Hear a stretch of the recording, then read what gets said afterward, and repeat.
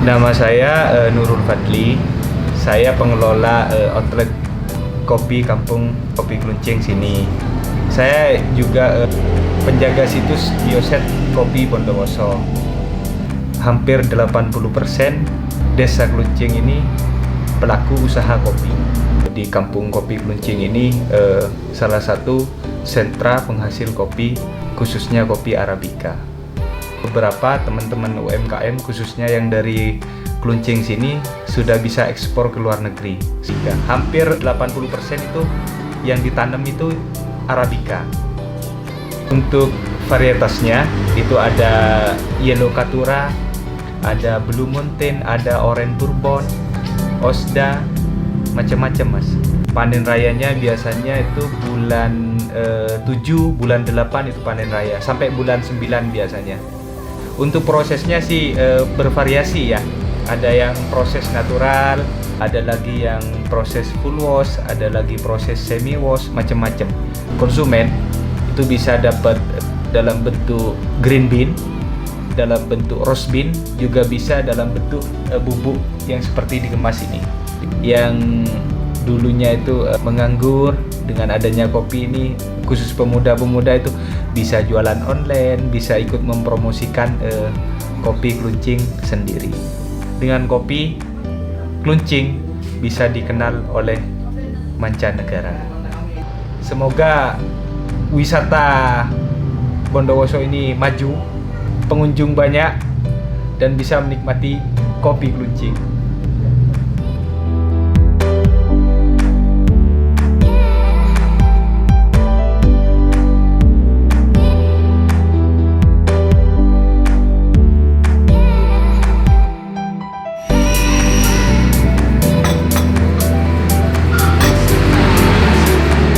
Berbicara tentang kopi Bondoso, kita berbicara tentang sejarah panjang kopi di tanah Jawa yang dimulai sejak zaman kolonial, dan itu bisa kita buktikan dengan keberadaan perkebunan kopi yang dikelola hari ini oleh PTPN di bawah naungan BUMN. Nah, di Bondoso sendiri kita mengenal ada dua jenis kopi yang sudah dikenal oleh masyarakat, yaitu kopi Robusta yang awalnya, kemudian yang kedua adalah kopi Arabica. Jadi Bondoso ada dua sentra perkopian, yang satu ada di wilayah PTPN dan satu lagi ada kebun kopi yang dikelola oleh masyarakat atau dikelola oleh rakyat. PTPN sendiri itu konsentrasi kopinya adalah kopi Arabica. Nah, kalau yang masyarakat atau yang kopi rakyat ada dua jenis yang dikembangkan, yaitu kopi Robusta dan Arabica. Hari ini kopi Arabica itu lebih dikenal oleh masyarakat dan lebih banyak mengangkat perekonomian baik masyarakat Bondoso ataupun masyarakat yang khususnya tinggal di area-area perkebunan kopi yang kebetulan itu juga bersinggungan dengan wilayah pertanian. Karena kopi Arabica yang ditanam itu konsepnya adalah konsep agroforestry, di mana tanaman kopi ditanam dan dikembangkan di bawah tegakan pohon yang dikelola oleh perhutani. Disitulah kemudian kita mengenal rasa kopi Arabica yang spesial karena kontur tanah, mineralnya, kemudian atmosfer atau udara atau klimatnya, kemudian juga aneka jenis tumbuhan itu akan mempengaruhi rasa dan aroma kopi. Inilah yang kita miliki di Bondoso.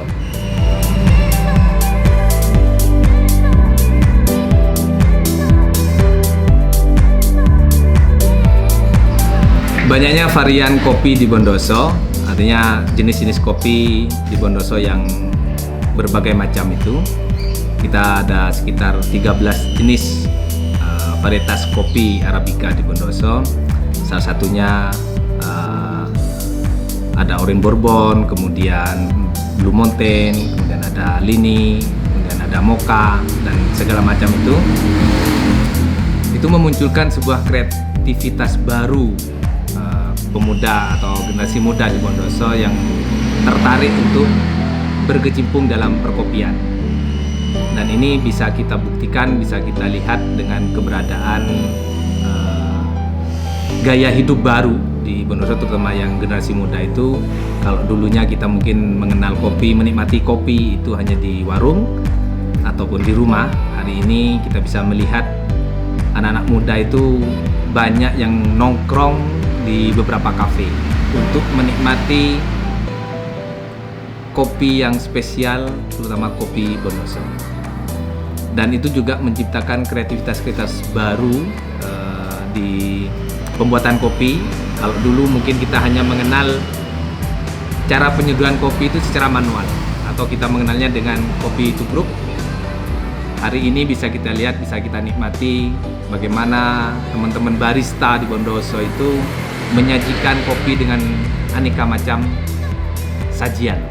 Ada yang kopi susu atau es kopi susu, kemudian ada sudah belajar tentang latte art itu, kemudian espresso pun juga sudah dikenal oleh masyarakat, walaupun tidak semuanya menikmati espresso karena yang terlalu strong, tapi beberapa orang penikmat kopi itu datang ke kafe hanya untuk menikmati kopi espresso.